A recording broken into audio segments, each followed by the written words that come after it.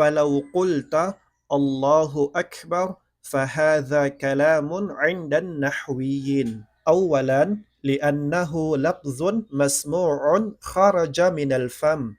ثانيا مركب من كلمتين. ثالثا أفاد السامع فائدة يحسن السكوت عليها. أخيرا طابق اللغة العربية في الوضع. فلو قلت الله أكبر kahit sabihin mo na Allahu Akbar, si Allah ay dakila, fahadha kalamun 'indan nahwiyin.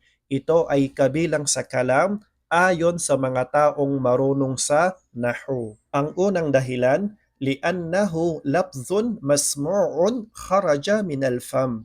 Dahil ito ay lafaz, pagbigkas, masmu' na naririnig, kharaja min al-fam na lumabas mula sa bunganga. Ang ikadalawang dahilan, murakkabun min kalimatain. Ito ay nabuo mula sa dalawang salita.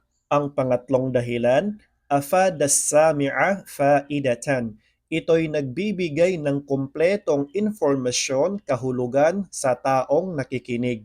Yahsunus sukutu 'alayha, na mas mainam ang pananahimik doon sa informasyon. Dahil kumpleto ang informasyon, hindi na naghihintay ang taong nakikinig ano pa ang kasunod na salita. At ang huling dahilan, bakit ang Allahu Akbar ay kabilang sa kalam, tabaqa al-lughata al-arabiyyata fil wada'. Dahil ito ay sumunod o sumasang-ayon sa wikang Arabic sa pagbuo nitong salita. Khulasatul kalam, itong Allahu Akbar ay kabilang sa tinatawag na kalam ayon sa mga taong marunong sa nahu. Dahil ito ay binibigkas. Ikadalawa, ito ay binubuo ng dalawang salita. Ikatlo, ito ay kompletong informasyon o kahulugan. At ikaapat, ito ay sumang-ayon sa wikang Arabic. Ang Allahu Akbar, si Allahu Ta'ala ay dakila, ay kabilang sa kalam. Wallahu a'lam.